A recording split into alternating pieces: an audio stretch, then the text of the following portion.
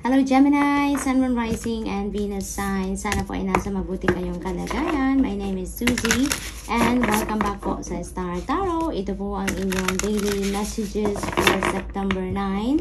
At maraming salamat po sa inyong walang sawang pagsuporta sa ating channel. I truly appreciate it. At maraming salamat po. No, God bless you all. Kung bago naman kayo dito, salamat din po sa inyong pagbisita. At welcome po kayo rito. General reading po ito ha, kaya hindi ito magra-resonate sa lahat. Kunin nyo lang kung ano ang sasakto sa inyong sitwasyon. Paunang mensahe ni Gemini is lightning, breakthrough. Kaya napakaganda, no? Napakagandang paunang pasabog ito para sa inyo ng spirit. Kasi ibig sabihin ito na nalalapit na ang pagdating ng breakthrough na hinihintay ninyo, Gemini. Magkakaroon na dito ng solusyon ng mga problema ninyo. Mahahanapan na ninyo na ng way out ang mga challenges na pinagdadaanan ninyo ngayon. Finally, you know, makakaalis na kayo sa sitwasyon na ganito. And it feels like, you know, it's going to come in a fast pace. Biglang dadating, no? Kung ano man ang breakthrough na yan, na magiging solusyon sa mga problema ninyo sa ngayon. Kasi parang lately, no, talagang parang hirap na talaga kayo sa kalagayan ninyo. Kasi maaaring ano na kayo, nararamdaman ninyo yung parang wala kayong direction, yung ganon. Yung hindi ninyo alam kung anong gagawin ninyo, hindi ninyo alam siguro kung anong approach ang gagawin ninyo para masolusyonan ang kung ano man ang inyong pinagdadaanan ngayon, no? But ngayon, you know, talagang para isa siyang kidlat na dadating. Kung ano man ang mga ideas, inspiration, mga information na maaring dumating sa inyo, no? Ngayon talagang biglang dadating yan and malilinawan kayo, no? Magkakaroon kayo ng clarity, magkakaroon kayo ng enlightenment ngayon.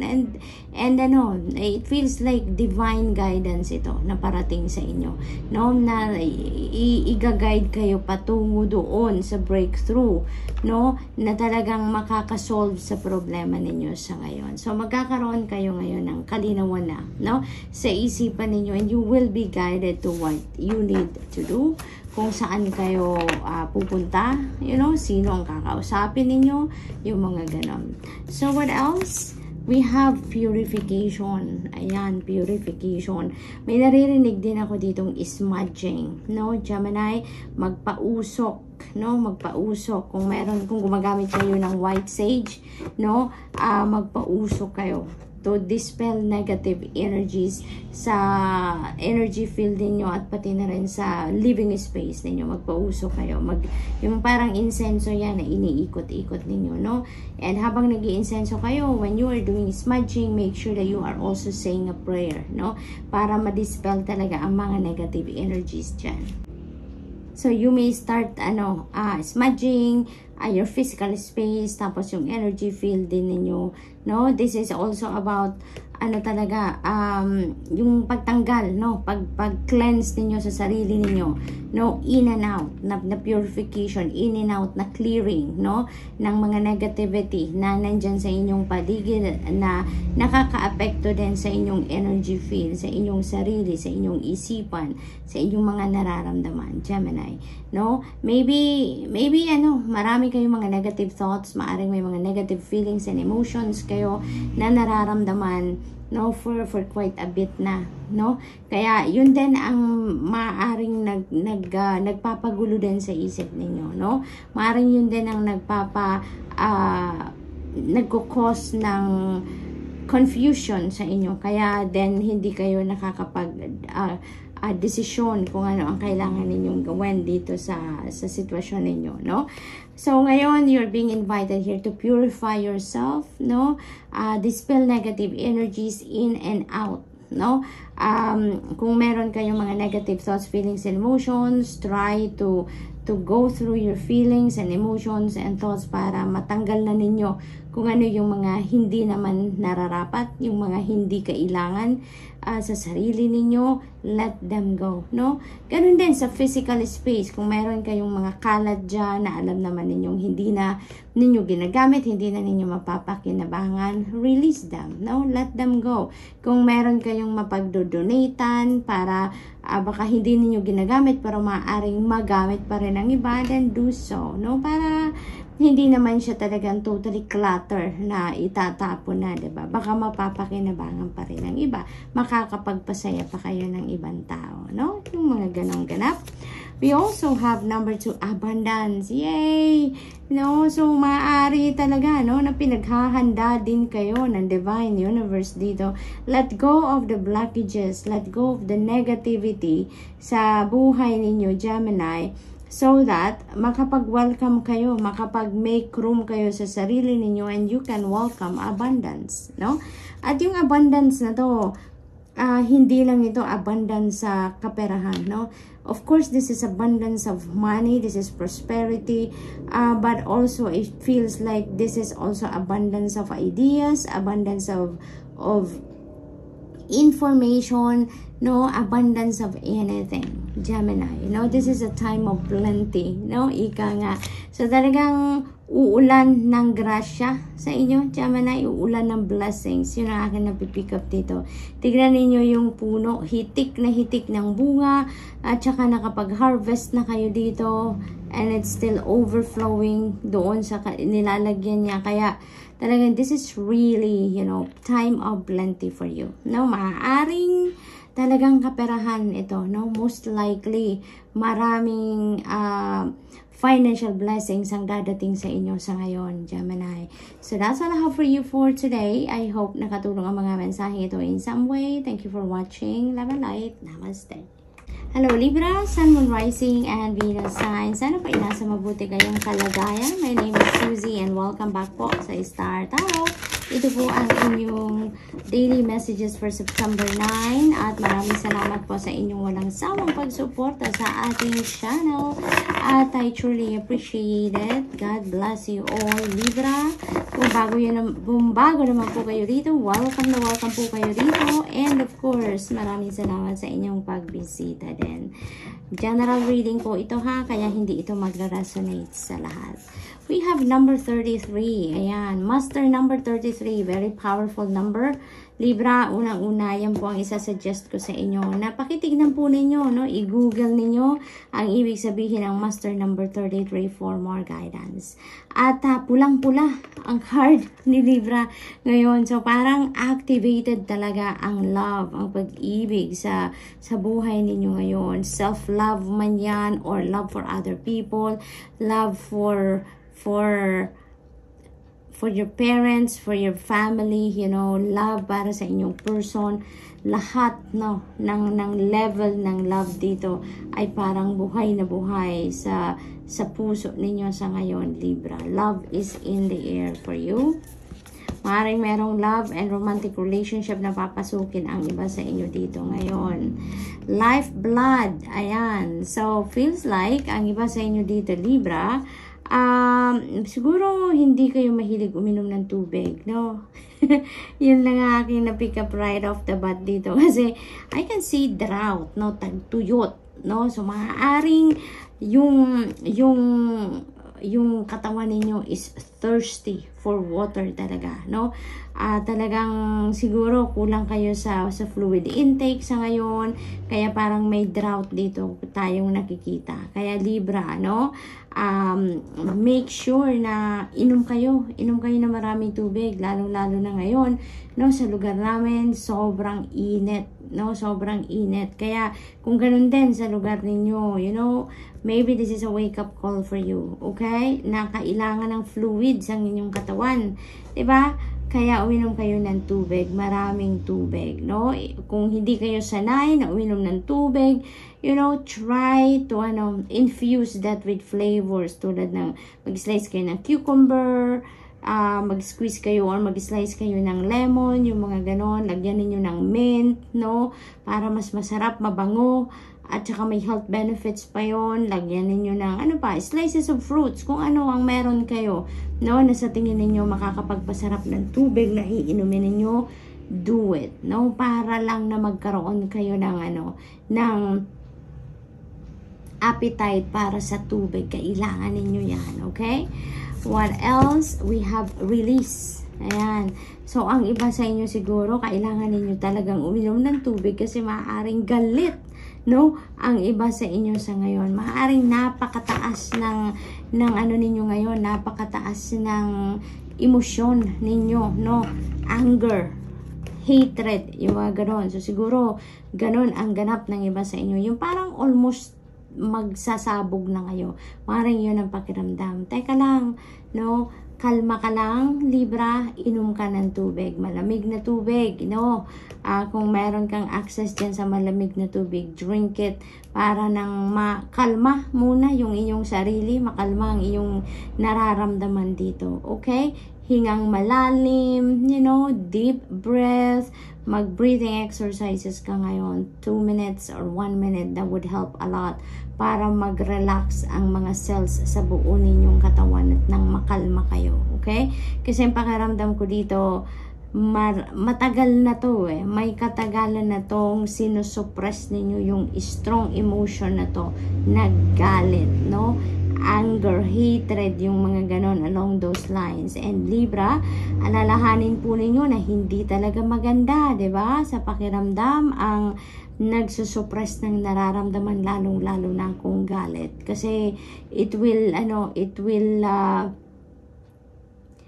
create stress sa sarili ninyo. At alam mo naman, pag stress tayo, ang laki ng epekto niyan sa overall well-being natin. Kaya, as much as possible, okay, kalma muna kayo ngayon, hingang malalim, no, mag-relax ka muna, try to relax your body, your mind, no, at saka isipin ninyo, no, kung ano ang mas makakabuti sa inyo, no, instead na mag-harbor kayo ng galit. If you need to talk it out, makipag-usap kayo. Kung kailangan ninyo na isigaw yan, isigaw ninyo, no, punta kayo sa sa lugar na walang tao, punta kayo sa park, sa tabi ng dagat, kung meron kayong access sa mga ganun, isigaw ninyo yan, no, isigaw ninyo yan.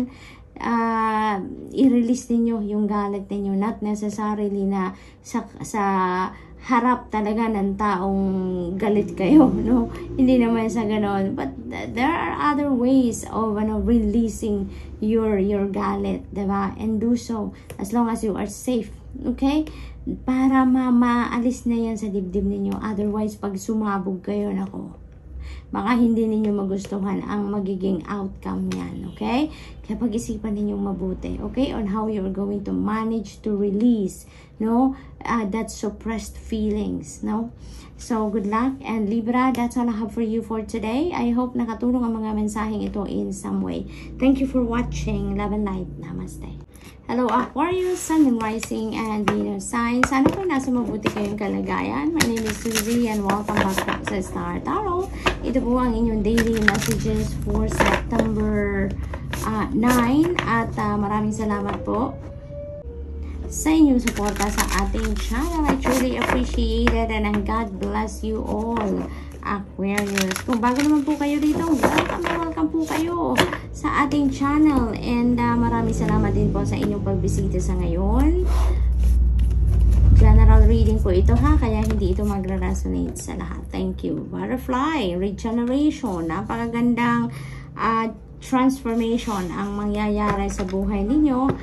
Dito Aquarius, maaaring this is personal transformation. Yun ang aking napipick up dito. Na talagang maaring on a deep personal level siguro ang maaring magkaroon dito ng pagbabago. Maaring meron ditong mga changes sa beliefs ninyo, no? Sa mga behavior ninyo, sa attitude ninyo, maaring yun ang uunahin ninyong pagbabago, no? Maaari din ang iba sa inyo dito, Aquarius, mayroong mga hidden, mayroong mga hidden talents, gifts, skills, siguro kayo na matagal na ninyong tinago.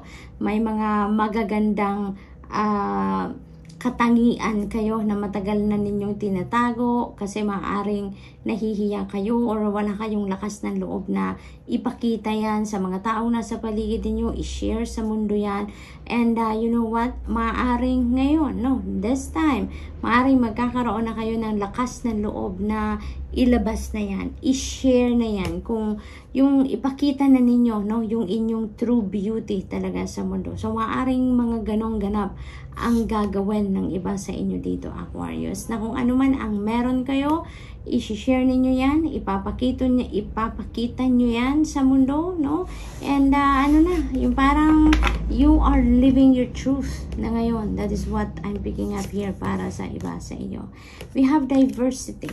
Ayan, so forest energy. So, maaaring iba naman sa inyo dito, Aquarius, you know, you may need to inject a different activity naman sa buhay ninyo.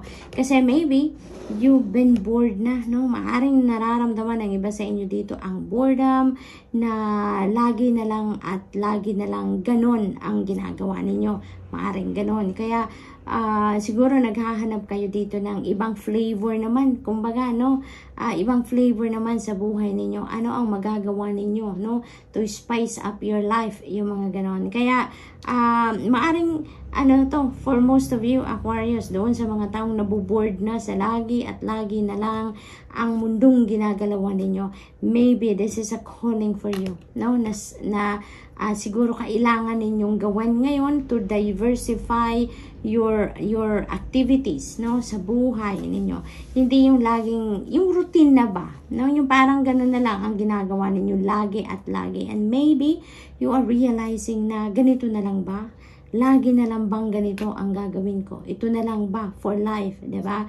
Maaring ganon. But you know what? You can start incorporating some different kinds of activities na hindi pa ninyo natatry gawin, 'di ba? Unti-unti, you know, gumawa kayo ng mga bagay na hindi pa ninyo nagawa before at i-incorporate nyo yan sa daily routine ninyo, no?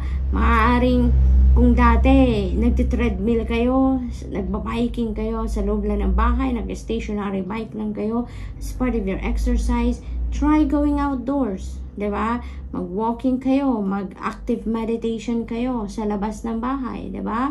Go to a park or kung saan man na safe kayo, 'di ba? Na makapag-exercise kayo, makapag-meditate kayo. Try something else. Try something new, Aquarius. And with that, you know, maaring makakilala pa kayo dyan ng mga tao na, alam mo yun, who knows, maka-widen pa ng circle of friends ninyo, yung mga ganon. So, try to think of activities, no, na pwede ninyong i-incorporate sa daily routine ninyo or sa weekly routine ninyo na, alam mo yun, makakapagpabago sa buhay ninyo, you know. May naririnig akong badminton. So, maaaring ang iba sa inyo is thinking of playing badminton with other people, no? Maaaring sa community na court. Maaaring nag-iisip din kayo na maglaro sa ganon. So, go for it, Aquarius. As long as you are safe, okay? As long as you are safe and sa tingin ninyo mas magiging masaya kayo doon, then go for it, okay? Kasi kailangan ninyo ngayon ng diversity, no? Para ma-break na yung boredom na nararamdaman ng iba sa inyo dito, okay? Para mas maging excited kayo. You need to do some kind of movement dito. Okay, we have number 44. This is a double number, powerful number. So, I suggest then now, Aquarius, please look up for the meaning of number 44 for more guidance po. Okay? So, there is movement dito. You may need to do some kind of movement now. And napipick up ko dito, physical movement. So, maybe, you know, kailangan ninyo dito ng exercise. Maaring physical exercise ang iminumungkahi ng wind energy dito for some of you, no? Kasi maaring yun ang hindi ninyo ginagawa, no? Maaaring na busy kayo, ang dami ninyong inaasikasong trabaho, no? Obligation, responsibilidad, and you didn't have an opportunity to do some physical movement, 'di ba? Physical exercise. Kaya ito yun, maaaring suggestion ito sa inyo dito, Aquarius, na mag-exercise kayo. And maaring mag-exercise kayo outdoors, mag-walking kayo, mag-running kayo, jogging, ganon, ano? And also, maaring movement of place. May napipick up ako dito na maybe some of you are changing the place of your residence. Maaari din na meron ditong change of office, trabaho, no? Maaari din na meron travel involved dito sa movement nito, Aquarius. Maybe ang iba sa inyo is going to travel far. Maaring international travel yan. Maaring trabaho related ang yan. Maaring mag-a-abroad ang iba sa inyo dito, no? So, may ganong sitwasyon. And good luck. So that's all I have for you for today. I hope nakatulong ang mga mensaheng ito in some way. Thank you for watching. Love and light. Namaste.